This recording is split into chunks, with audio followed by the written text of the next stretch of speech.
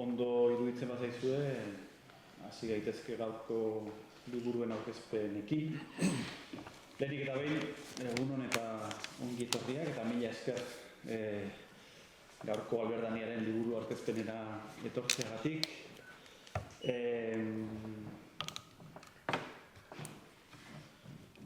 Gaurkoan, Alberdaniaren Patrika Saileko bi ale berri aurkeztuko ditugu. Ematen du atzo izan zela, bilduma berri honetako lehen bi aleak aurkeztu genituen eguna, baina pasaira hilabete batzuk, udazkenean egin genuen hori, eta orain udaberriaren atarian eta tira. Orduko hartan zin egin bezala, bildumaren bi ale berrirekin gatoz. Orduko hartan esan genuen gure asmoa zela, udaberrian eta udazkenean bina ale ateratzea, urtean lau bat, eta momentuz oso goiz den arren kumplitzen ari gara esandakoarekin. Dena delakoarekin. Dira bi ale nola nahikoak gaur hemen aurkezten ditugunak eta tira. Udazkeneko hasiera esan dezagun prometagarri horri jarraipen ezin hobea ematen diotenak direla esango nuke.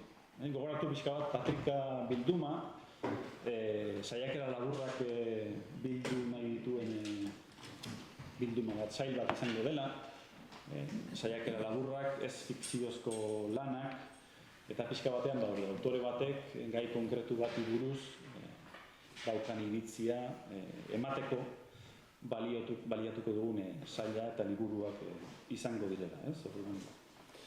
Gaurko bi liburuak ere pixka bat espiritu horri edo filosofia horri eta barkatu Agustin, ja filosofia hitzai modu traketxen abiltzeagatik, baina filosofia horri jarraitzen diote, beraz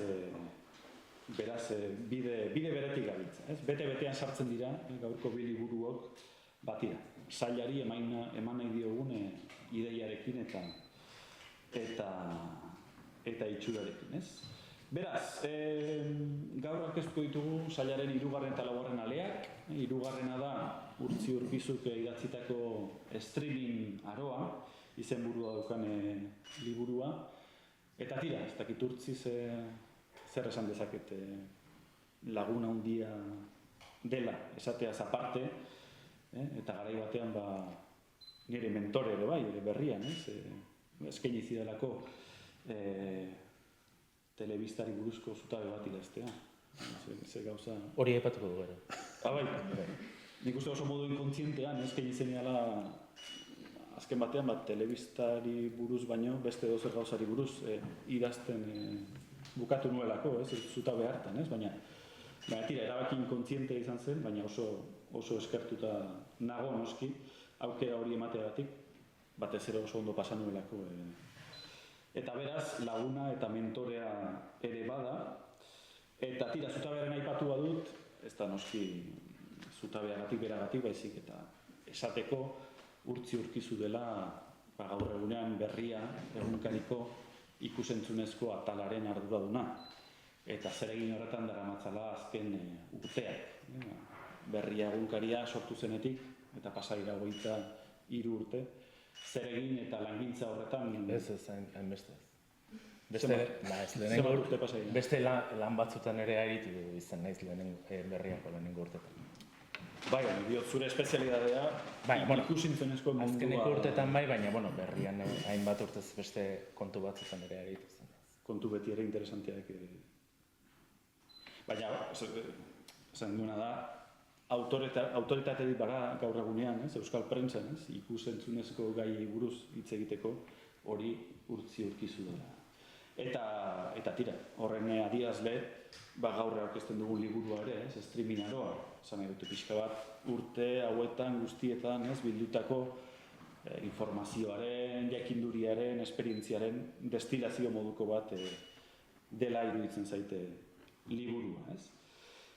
Izenak ondo dioen bezala, streaming aroa, batez ere streaming fenomenoari erreparatuko dio, hau da, digitalki transmititzen den eduki horri, batez ere ikusentzunezko edukiari, hau da, pelikulak eta telesailak, eskaintzen dituzten plataforma horiei, streaming plataforma horiei, Eta aztertzen ditu, fenomeno hori aztertzen du, plataforma horiek aztertzen ditu, xeheki, zehaztasun handiz, eta azken batean, gu guztiok erabiltzen ditugun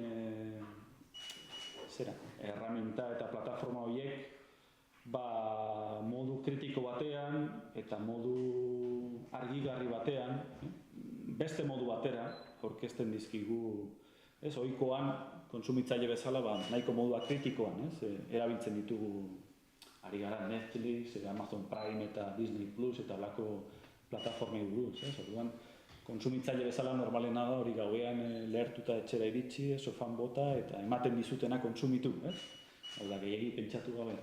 Eta injustu urtzik egiten duena liburu honekin da, plataforma horiek xehetasun handiz aztertzeaz aparte, eta hori da pixka bat liburuaren irakurketa esan dezagun orokorra, irakurlea gonbidatu, beste modu batera begiratzera plataforma horiek eta beste modu batera kontsumitzera plataforma horiek, esan dezagun modu kritikoago eta modu kontzienteago eta modu esan dezagun aktiboago batean, beraz horregatik guztiagatik oso liburu gomendagarria da. Ez da bakarrik zentratzen esan dezagun plataforma yanki handi horietan, esan ditugun Netflix, Amazon eta Disney eta barrekoetan, baizik eta begirada askoz ere zabalagoa du, eta horrela ekartzen ditu beste errealitate ezezaguna batzuk, Txinako adibidez, Errusiakoa, Frantzia, Espainiako plataformen azterketa bat ere egiten du, baita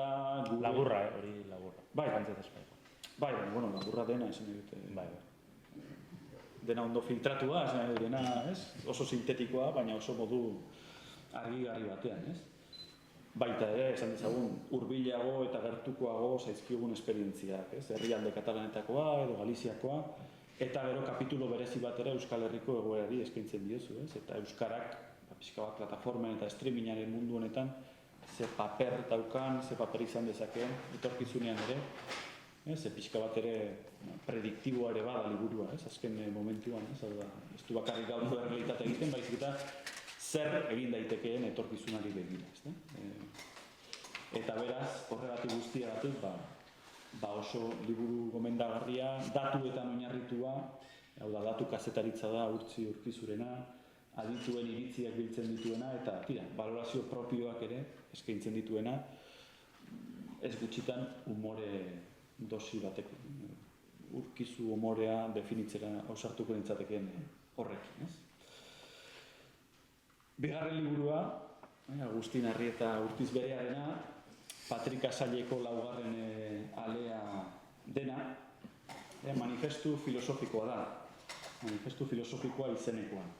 Eta Agustin zoritxarrez, ez dut laguna, nahiko nuke lagunak izango bagina, beraz dira, hemendik gonbidapen bat publikoa, hemendik aurrera laguntasun harreman bat ere martxan jartzeko, baina bai egia da aspalditik jarraitzen dudan autore bat dela.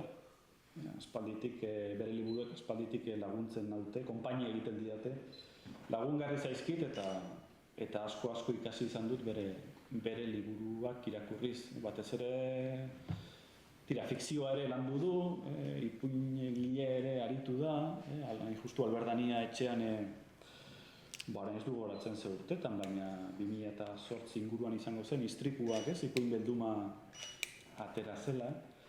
Baina nik batez ere, eta uste dut orokorrean konpartituko duzuela irudia hau, baina pixka bat filosofiaren inguruko autore bat bezala kokatzen dut, hau da, filosofia nolabait ere gizarteratzeko, borondate fermu eta konstante bat erakutsi izan duena bere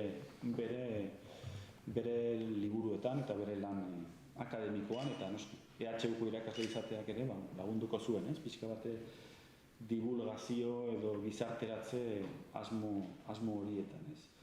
Eta batez ere, materian pixka bat profano garen ontzat, hau da, filosofiak erakarri bai, baina zailtasunen bat edo beste ere planteatu izan digun ontzat, bai esan Agustinen lana oso eskergarria da.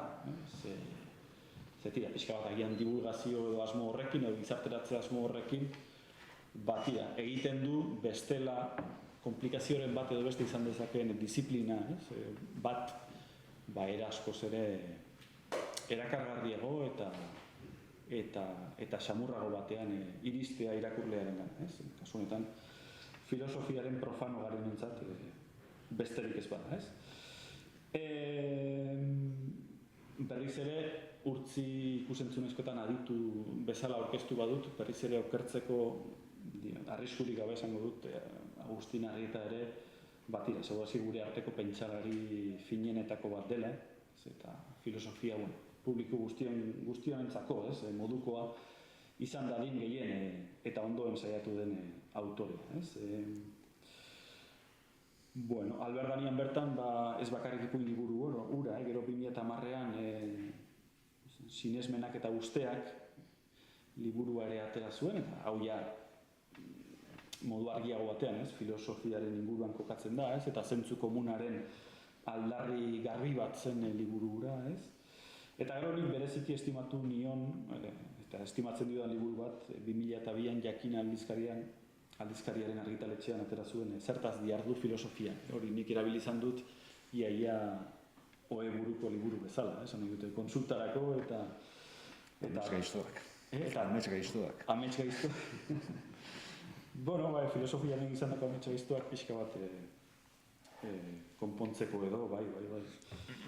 Eta tira, gaurkoa ere, esan ezagun Agustinen hildo nagusi horren lerroan kokatuko nuke erabat, manifestu filosofikoa izeneko hau ere, pixka bat aurreko ekinaldiek horiekin harremana duena. Eta pixka bat egiten duena da liburunek aldarrikatu, filosofiaren balioa gaur egungo gizartean. Zein izan daitekeen filosofiak eskaini aldigun zera hori, balio hori edo inkluso funtzio hori.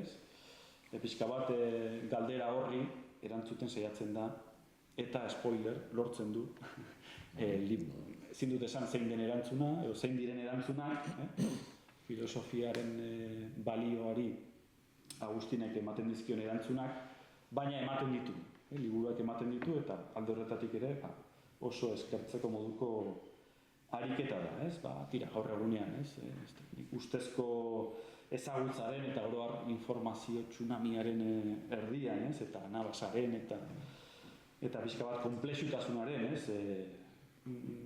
garai hauetan, tira, filosofiaren zeregina, zein izan daitekeen erantzuten saiatzea, oso ariketa interesgarria, arriskutsua izan daitekela iruditzen zait, baina onik ateratzen da, inondik ere, Agustin Arrietaren ekinaldia, Eta gainera pixka bat manifestu izaera eman da gainera, hau da, pixka bat autorearen beraren implikazioarekin ere, hau da, ez da testu hotz bat, ez da testu analitiko hotz bat, ez dira hausnarketa esan dezagun lurra ukitzen ez duten hausnarketa, justu kontrako, hau da, bere esperientzia pilatu eta horretatik, nolabait, kasu honetan ere, destilazio bat, pixka bat, urtzi baino luzeagoa, baina destilazio bat eskaintzen digu, urte askotako lanaren emaitza dela iruditzen zait, hau da, filosofiaren inguruan hausnartzen emandako urte askoren emaitza, Ez da noski, eta izenburuak dioen bezala, filosofia liburu, astun bat, edo pisutsu bat, edo publiko espezializatuarentzat, baizik eta justu manifestu izaera horrek, aldarrikapen borondate horrek, eskaintzen dio liburuari aukera publiko zabalago baten gana iristeko eta irakurleari ez dakit liburuek literaturak hori eman behar dioten, baina erabilgarri izateko aukera hori ere bai, Eta tira, bi liburuak aurkeztuta eta uste dut behar baino gehiago hitz eginda,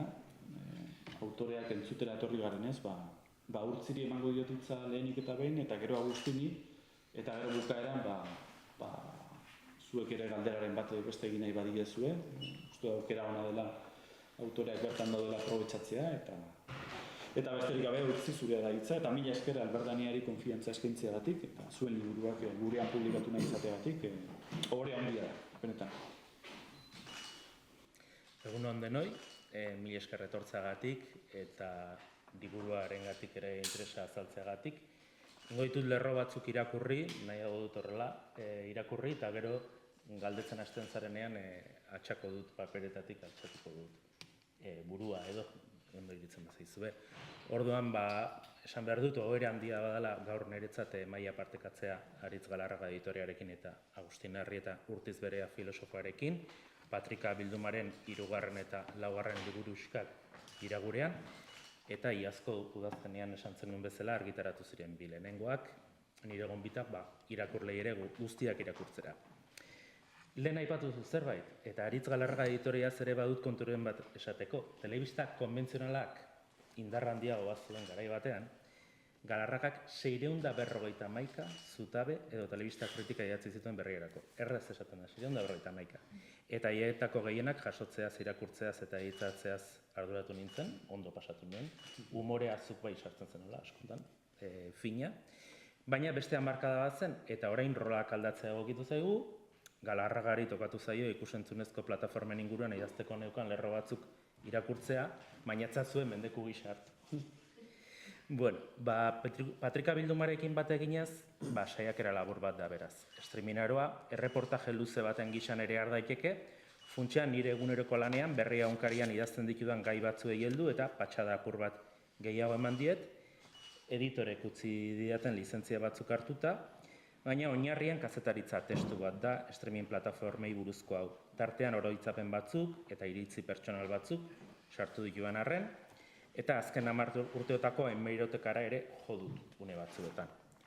Halako aktualitateko gaiekin gertatzen den moduan, orain argitaratzen dena zaharkituta gelditu daiteke oso laburrean, baina momentu hontako, eta azken 10 urtetako argazki egiteko balio dezalakoan hor gelditzen da.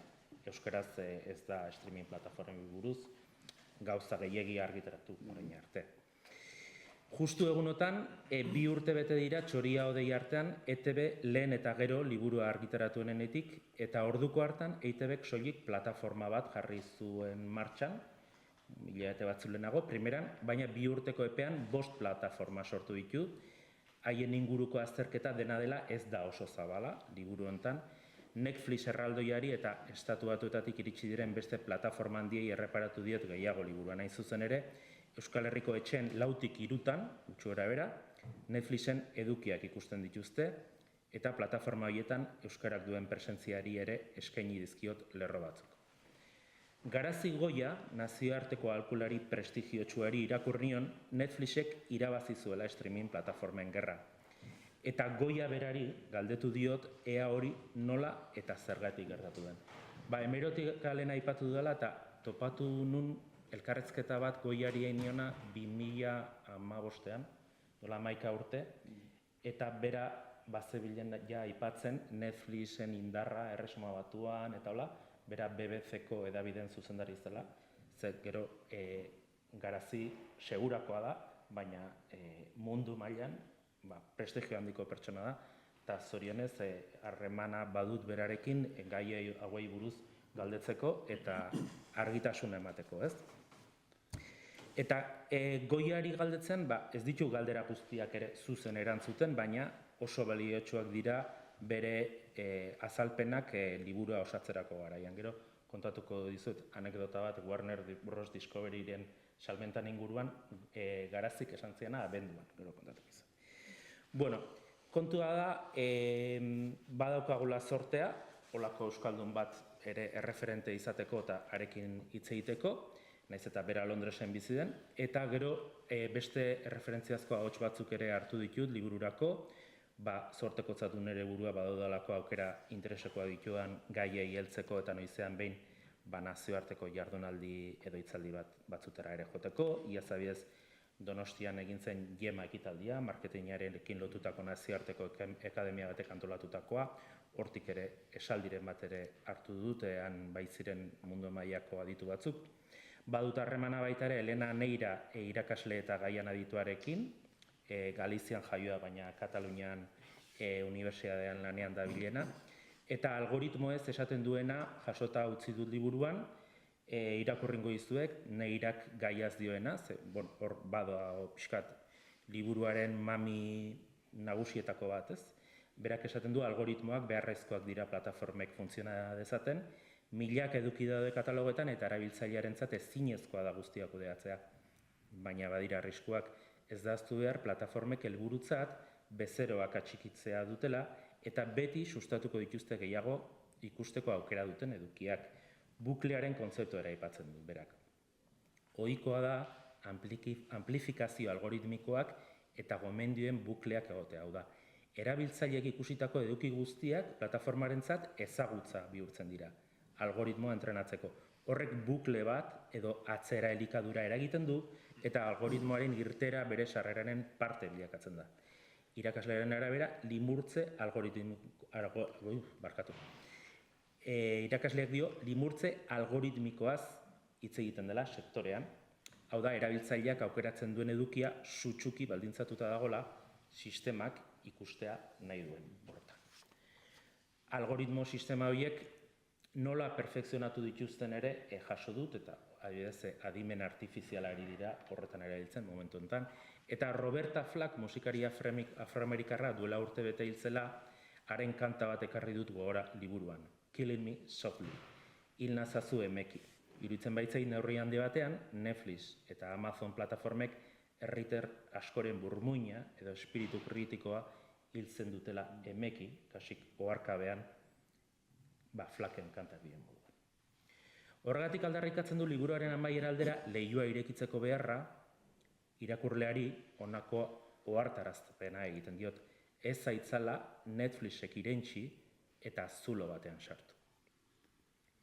Euskarak plataformetan duen lekuari ere eskaini diot atal luze bat, ze bada esaldi bat Gaizka Aranguren kazetari eta ekoizleak duela 5 urte esan zuna eta esanguratsua da. Pantailetara iritsiko ez den kultura edo hizkuntza galduko da. Eta 2026an oso ageriko da hori. Hizkuntz minorizatu gisa hilala bizikoa da euskarak hainbeste kontsumo ordu berenganatzen dituzten plataforma horietan tokia egitea.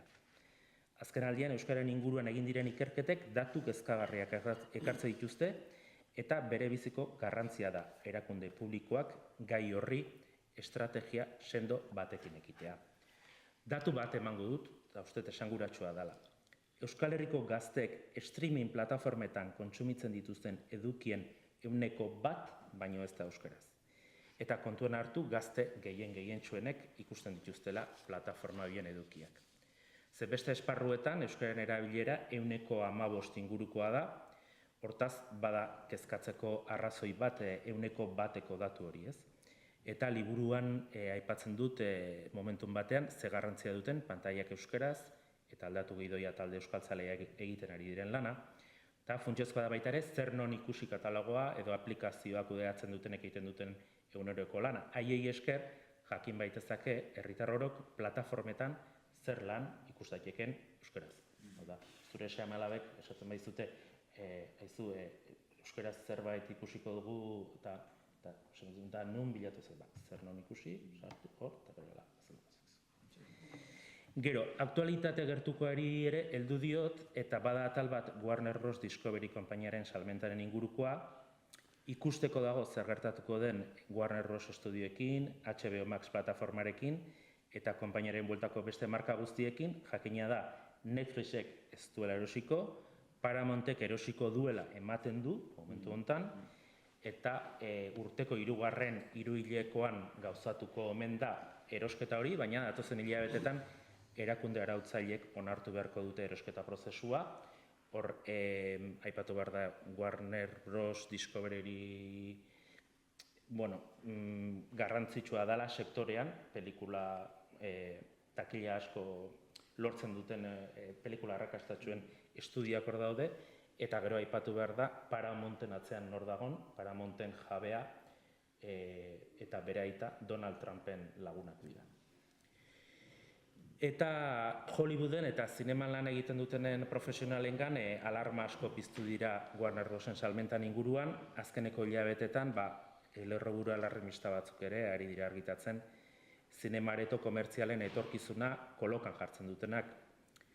Lehendik ere, koronavirusaren osasun krisiaren garaian, han eta hemen aipatu zen zinemaretoen esperientzia desagertzeko arriskuan izango zela. eta Warner Brosen salmenta ikusten da zinemarentzat ez dela ona izango, baina, bueno, ni hala ere baikor. Eta zinemazale bezala uste dut ez dudala nahi zinemareto batean, iluntasunean, pelikula baten emanaldiak sorrarazten duen guztia galdu nahi. Zinemaretoen esperientzia ez dela desagertuko dut itxaropen. Hori aipatzen dut momentu batean. Ze nik ere, gogoan dut kazetaritzan hasi nintzenean, paperezko egunkariak epe laburrean desagertu egingo zirela argitaratzen zen, anta hemen, badira 27 urte paperezko euskarazko egunkari batean lan egiten dudala, kontsumo ohiturak aldatu direla argi dago, baina paperezko egunkariek hor diraute, irratiak hor dirau, eta zinemaretoek ere bizirik jarraituko dutela iruditzen zait. Naiz eta Paramountek Warner Brosen estudiak erosi, estudiak esku gutxi batzuetan gelditu, Trumpen lagunak ere hor geldituko diren, historia kontatzeko gogoa ez da amaitu, zinema egiteko artea ere ez. Eta horrek jarraituko du, adimen artifizialarekin elkar biziz nahi bada, munduan herritar bat pelikula bat ikusten ohiko aisialdi ohitura sendo bat baita, nekez desagertuko dena. Etorriko dira noski plataforma berriak, plataformetako edukiak betaurreko edo lentila bereziekin ikusteko moduak nahi bada, eta momentuz jarraituko dut aldaketa eta joera berri horiei buruz euskaraz informatzen, tartekan nire iritzia ematen ere bai, eta pozik nago esan bezala, gaur Aritzekin eta Agustinekin hemen maila partekatzeagatik, eta jende gaiagorekin ere, gai hauei buruz aritzeko aukera izango dut, bihar bertan, Agustinen jaioterrian, Errenteian, Torrekuan izango naiz bihar 6-an, eta hilaren 25-ean crossover jaialdian ere inguru bat antolatu dute gaiaren inguruan, eta hor Katixa Agirrerekin eta Kristina Zoritarekin arituko naiz, eta apirilaren etorriko dira gehiago. Bueno, argi dago liburuan argitaratutako kontu bat baino gehiago berehala aldatuko dela, hori hasieran esan dut. Garazigoiarena esan dut zerbait aipatuko nula. Orain kumplitu behar. Hori da. Ze, Warner Bros. Discovery salmentarena, hor puri-purian dagoen gaia da, ez? Hemen baude lerro batzuk.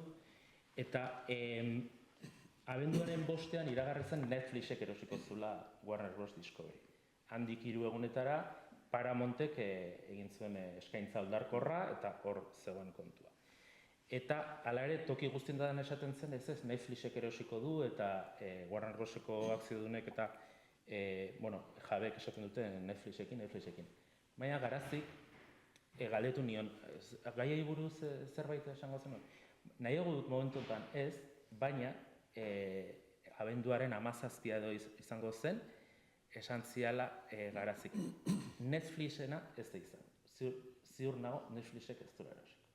Eta gero, naiz eta hurrengo asteetan hor zebilen Netflixek erosiko dula, hori gertatu denean, Paramountek erostea, Garazik esandakoa bete da. Beraz, informazio privilegiatua dauka, eta ondorioz dauka zuzuk ere bere bitartez. Bai, baina, alare gauza hauek asko aldatzen dira, egun batetik bestera.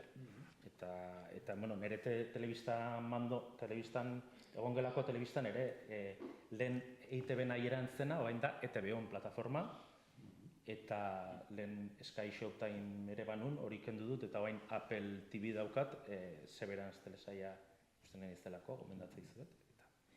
Eta, jazta, ez dut gehiago esateko, nahikoa luzatu naiz, eta nahi ezuna galdetu hemendik aurrera. Txiko diogu Agusi bere liburu aurkezten, eta gero hori jendeak galderarik edo badu edo, irekiko dugu galdera txanda bat, eta bai arrazoi duzu urtzi mundu hau oso azkar aldatzen dela, abia da bizian doala, baina egia da,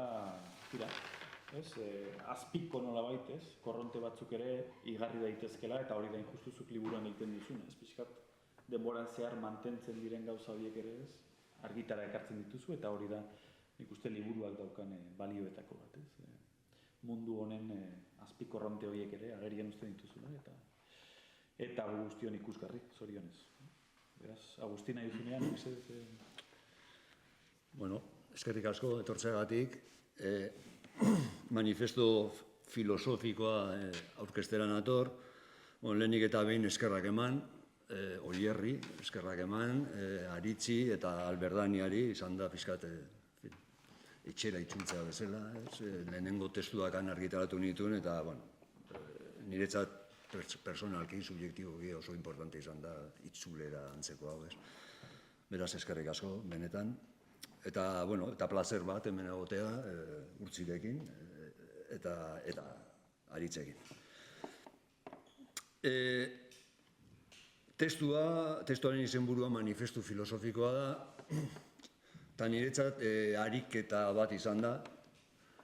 Saiatu naizelako eskontzen, agian eskongaitzak diren bi hitz, bi kontzeptu, manifestu, filosofia. Esaten dut, eskongaitzak, nire irudipena da, normalean jendeak ez dituela lotzen bi kontzeptu hauek. Filosofia ikusten da disiplina abstraktu, orokor, urrun gisa, eta manifestu hitzak iradokitzen du pixkat kontrakoa. Orduan, ariketa ni benetan pentsatzen dut filosofia garrantzitsua dela orain, garrantzitsua dela gizarte honetan, eta saiatu naiz pixkat eskontza hori josten. Uste dut, deno daukagula, edo gehienok daukagula iritzi bat, bizi dugun mundu honek daraman ibilbidearen inguruan, motibo asko daude, goizean irratia entzutea benetan beldurgarria zen, motiboak daude pentsatzeko gauzak hobetu egin daitezkela, ekimen asko, jarduera asko, mugimendu asko, mobilizazio asko, gogoeta bide asko proposatzen ari dira nolabait mundu honen bilakaera horretan aldaketa bat eragiteko, bultzatzeko. Eta nire helburua testu honetan da, testuinguru honetan, filosofiak zer ekar dezakeen deskribatzea, azaltzea. Eta uste dut, baduela zeregina. Horretarako pentsatu behar dugu, neurri batean bizi dugun mundu honetaz, eta pentsatu behar dugu etorkizunari begira. Zentzu horretan manifestu hitza iruditu zitzaidan egokia zala proiektu honetarako. Uste dut filosofiak ez duela aldatuko mundu honen norabidea, baina aldaketa positiboaren parte izan beharko luke. Ez dakiten, baina izan beharko luke. Eta hori da pixkat aldarrikapena. Testu honetan aldarrikapena, justifikatu nahi dudan aldarrikapena. Azalpentxo honetan, aurkezpen honetan, bi hildo komentatuko ditut, liburuan oso presente daudenak, gero bi hildo horien artean harreman asko daude, liburuan ere aztertzen dira harreman horiek, baina hemen mugatuko naiz bi hildo horietara. Eta bi hildo horiek gauzatzen dira bi kontzepturen inguruan. Bat, ezagutza gizaren inguruan komentario batzuk egingo ditut, eta filosofiaren ekarpena zein izan daitekeen hildo horretan. Eta gero ja balio etiko politikoetan sartuko naiz gehiago, eta hor justizia kontzeptu loriatxua ekarriko dut gogora. Bi kontzeptu horien artean lotura estuak daude, baina kontu horietan ez naiz sartuko hemen. Ezagutzari dagokionez. Aritzek leheno aipatu duen bezala, bizi gara tsunami antzeko batean, informazio ikaragarria jasotzen dugu, usteak, iritziak, sinesmenak, dabiltza bolo-bolo, sarearen baitan, informazio ikaragarri dabil, eta gizarte honi askotan deitzen zaio ezagutzaren gizartea ez. Eta hor jarri dut pixka fokoa ez, ezagutza kontzeptu horretan. Izan ere, filosofiaren ikuspuntutik ezagutzak eskatzen du beti zaintza lan handi bat. Eta nire balorazioa da, garai hauetan zaintza lan hori baztertzen ari garela. Eta hori da, hildo garrantzitsu bat liburuan. Filosofian ezagutza ulertzen da marka berezi bat daraman kontzeptu gisa. Iritzi oro ez da ezagutza, uste oro ez da ezagutza, sinesmen oro ez da ezagutza. Batzuk iristen dira ezagutza izatera. Orduan ezagutza da kontzeptu berezi bat, zaindu behar dena, esan behar da noiz iristen garen egoera berezi horretara. Eta gaur egun ezagutza hitz egiten denean martxan jartzen diren irizpideak eta bereizgarriak beste batzuk dira. Eta denok ezagutzen ditugu. Gaur egun nagusitzen da indartsuenak nahi duena, botereak nahi duena, publizitatean indartsua den horren iritzia iristen da ezagutza gisa ulertzera, propaganda da lanabez indartsuena gizarte honetan, orduan propaganda, indarra, publizitatea, ematen du iritzi bat ezagutza bilakatzen dela like kopuruen arabera. Hori guztia filosofiaren ikuspuntutik oso problematikoa da. Ezagutzatzat hartzen dugun horrek eskatzen du beti egia gosea, objektibotasun nahia, koherentzia, errakuntzak zuzentzeko gogoa, kritika eta autokritika. Kontzeptu hauek dira filosofiaren historian ezagutzaren inguruan plantatu diren kontzeptuak, bereizgarriak, eta hauek zaindu behar dira. Eta hori ez da egiten. Publizitatea ez da ondo eskontzen kontzeptu hauekin, objektibotasunarekin, egiarekin, errakuntzak zuzentzearekin, okerrak onartzearekin, autokritikoa izatearekin, argumentatzearekin, zorrotz, eta bar, eta bar. Ez, publizitatea da nagusi, publizitatearen estrategiak dira nagusi, propagandaren estrategiak dira nagusi, like kopurua da irizpide garrantzitsu bat, eta horiek guztiak argi eta garbi. Eta ikaragarria bada ere, hau nagusitzen ari da gure munduan.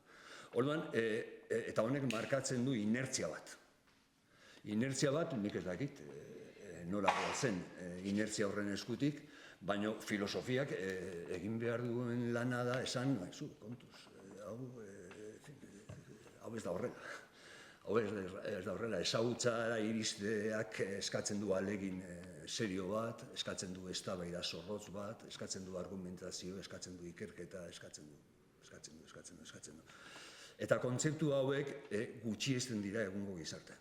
Hori da, orduan manifestuan lantzen den auzi nagusietako bat esango nuke.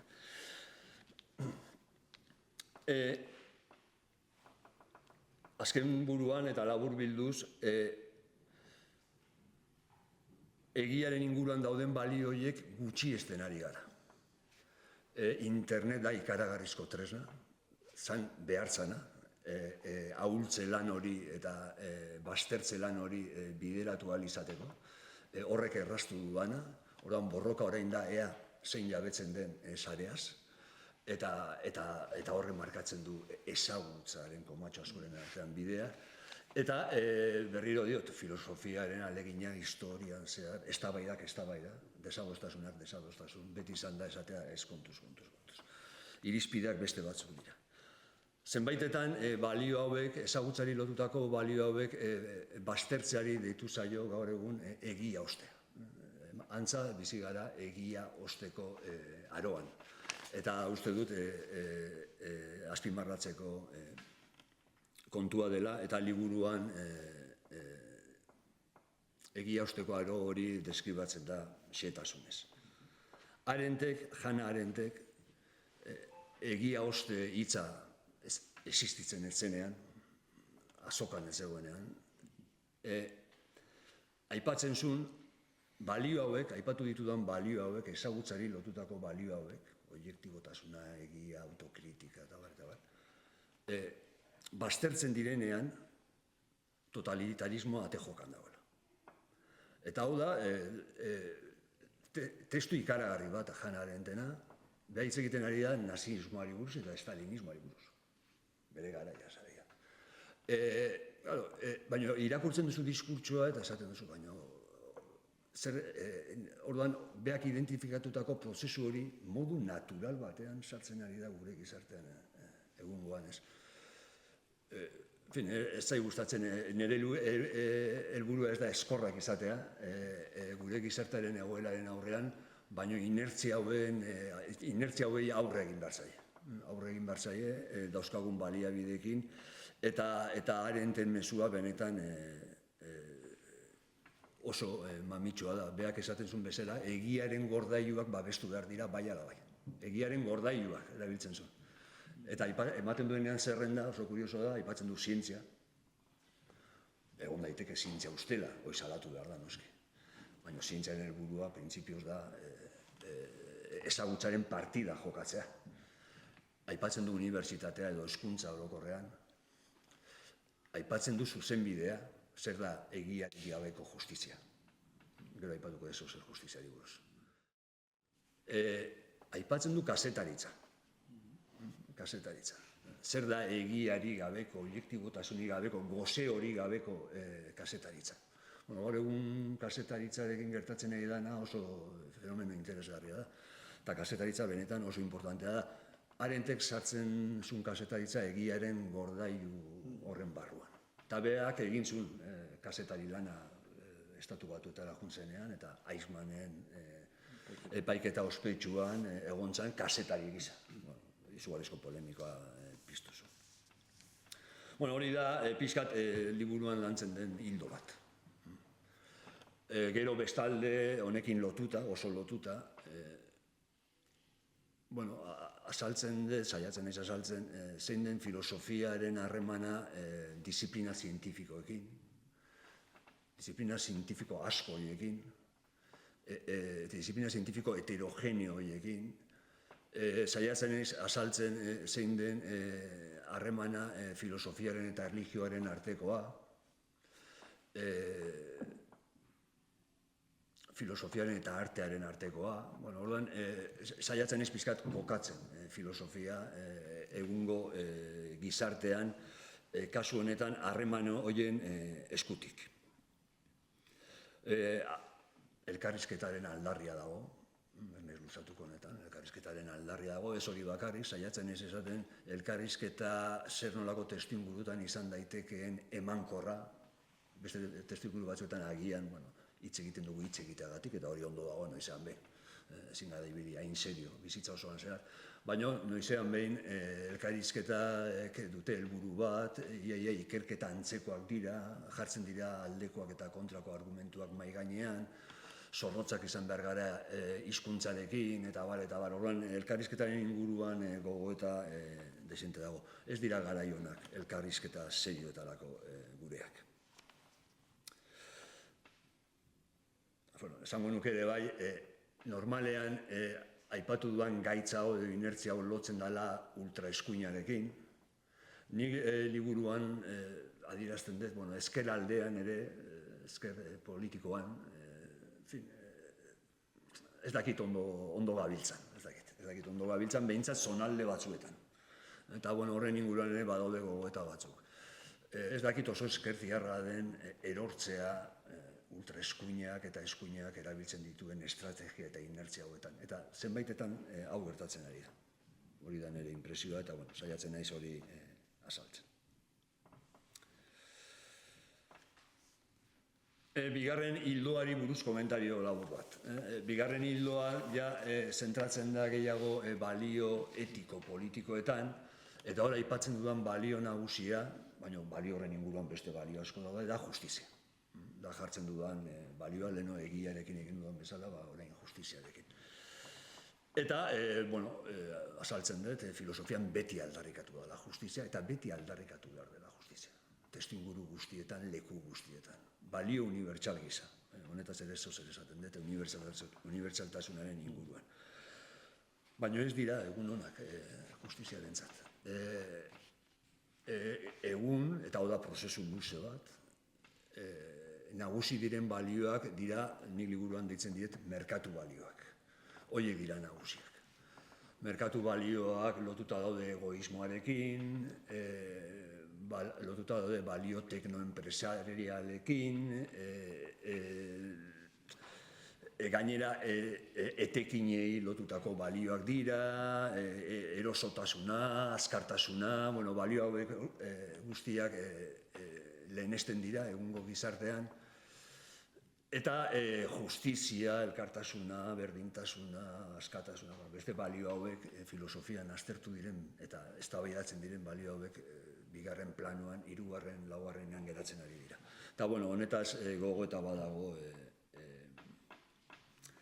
liburuan. Ez da nire asmoa ukatzea merkatu balioen interesa. Niretzat erosotasuna importantea da. Niretzat ni ere egoista naiz, zenbaitetan. Eta uste dut denok garela. Ez da ukatzea balio horiek. Da esatea kontuz, balio hauek ezin dira nagusi izan. Badaude beste balio batzuk, beharrezkoak direnak, filosofian azpimarratu direnak, historikoki, eta horiek jarri behar dira lehenengo lerroan, eta merkatu balioak izan behar dira morroi, ez nagusi. Ez nagusi. Importanteak dira, noski baiez, testuinguru batzuetan agian beharrezkoak dira, baina kokatu behar dira bere tokian. Eta dagoen inertzia da kontrakoa. Da guztiz kontrakoa.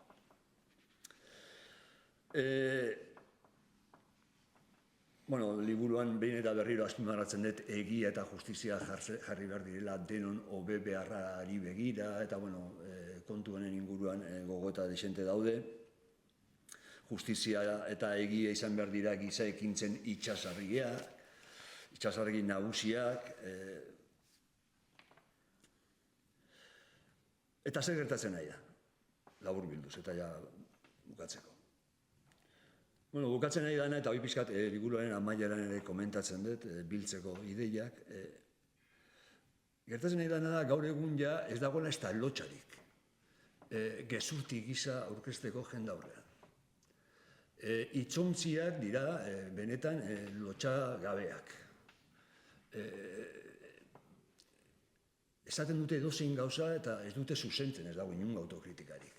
Ez dute esaten sekulan oker nengoen. Eta gainera jendeak txalotzen du gero eta gehiago jarrera hori. Egoera da, benetan, harrigarria, egiari dagokionez. Pertsona horiek harrokeriaz agertzen dira plazan, eta bozketak ere irabazten dituzte, iristen ari dira gobernuetara. Eta, ikusiko dugu, inertzia honen eskutik, filosofiatik egin behar duguna da hemen zozer gaizkioa. Zozer gaizki egiten ari gara, egiten ari dira, mailan mikroan, gauza asko daude zuzentzeko, baina lotxagabekeria hori benetan niri harrigarria iruditzen ari zait momentu honetan. Eta ez bakarrik egiari dagokionez, justiziari dagokionez berdin. Agertzen da pertsona bat telebistan injustiziaz harro. Egiten ari den injustiziaz harro. Egiten ari den,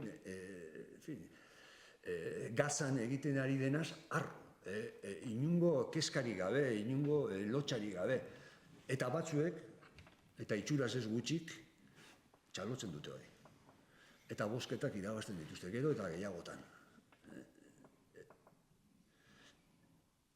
Beste inertzia bat.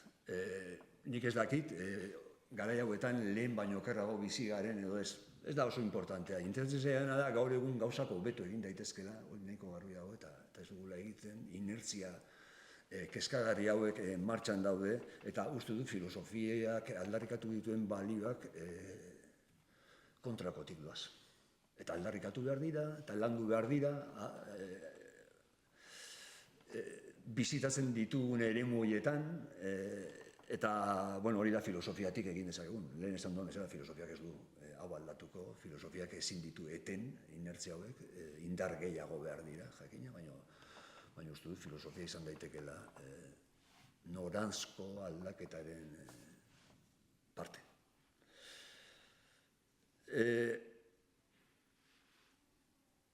Ez dira garaionak argumentaziorako, gogoeta motel, kritiko eta zorrotzerako, ez dira garaionak kontzeptu eta gogoeta orokor eta transbertsaletarako, filosofian hori egiten da. Garaionak dira mezu labur, utxal, txinpartatxu, zabaltzeko, gaionak dira propaganda eta publizitate estrategietarako. inertzia kezkagarriak. Elkarrizketa eta eztabaida zorrotz eta argumentatuaren eskutik gogoeta kritiko, transbertsal eta orokorraren argipean galdera bikainak plazaratuz eta balio egokiak jorratuz, filosofiak beste aletxoa eskaini beharko luke gainean daukagun olatua beste norantzkorantz bideratzeko. Hori da pixkat liburuaren espiritua esan dezagun. Badago jendea uste duena ideiak, gogoetak antzuak direla. Are, ideia eta gogoeta horiek filosofikoak direnean, ez? Baina filosofiaren historian gizartean mugiarazi duten plantamenduak egin dira asko eta asko, eta askotan ez gara jabetzen. Platón, Rousseau, iraultza frantsesa, Adam Smith, ekonomia modernoa, onerako edo txarrerako, Wollstonecraft, emakumeen menpekotasunaren kontrako ideiak, Harriet Taylor, hildo beretik, John Stuart Mill, Karl Marx, Martha Nussbaum, Judith Butler, norbaitek pentsatzen du benetan pertsona hauen ideiek ez dutela eragina. Bueno, nire asmoa da pixkat aldarrikatzea bai badute eragina eta gainera lortu behar dugu eragin hori positibo izatea. Zenbaitetan ere filosofiatik etorri diren ideiek izan dute eragin negatiboa. Hor ere autokritikoak izan behar gara. Pixkat hau da liburuko espiritua uste dut. Filosofia, berriz ere, broma berdin egiten dute, liburuen filosofia bidez. Eta nik ere ziur nago, Agustin Arretaren ideiek eragina izango dutela, liburu hau irakurtzen duten irakurle horiengan besterik ez bada. Eta hori da nire desioa, berak bikain aurkeztu duen bezala, mamiz eta eduki interesgarriz beteta dagoelako. Agustinen liburua ere. Bi liburuak primeran aurkeztuta, galdera txanda bat ireki dezakegu, inork beste zeo zer jakin nahi badu, egia da primeran, eta xe aurkeztu duela bakoitzak bere liburua, eta irakurtzeko gonbidapen argiak izan dira biak ere, baina inork zeo zer galdetu jakin nahiko balu, orain izan dike momentu egokia.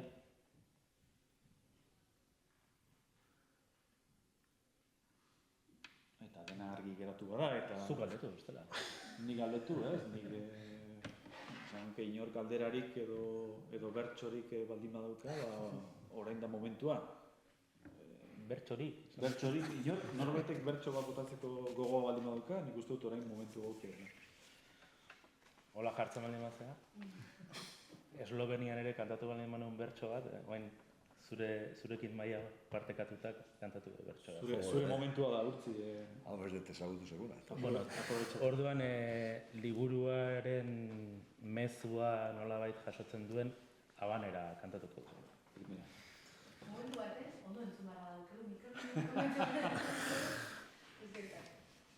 Gaztean ere kantatu egoizian, baina moztu indetz Telleria tartean zerbait esan diet, orduan osoa hau. Ondo atatzen baldin bada? Bersio integro osoa. Ondo atatzen baldin bada, klar. Telebista piztu eta Netflix botoia sakatzen, algoritmoak zaitula zulo baten kateatzen, naiz eta hortik atera, beste botoi bat zanpatzen, berdin ari dira, burmoin ta arima lotzen, espiritu kritikoa, emeki hiltzen, buklea maigabe hortan, ikusle guztiak sartzen, burua altxatu beraz, joan gehiago irakurtzen, ta ikusi behar direnak, fundamentuz aukeratzen.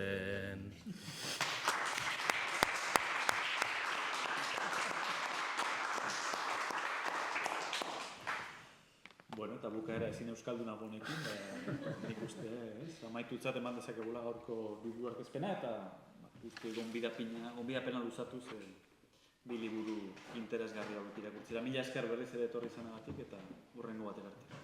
Eskerrik asko.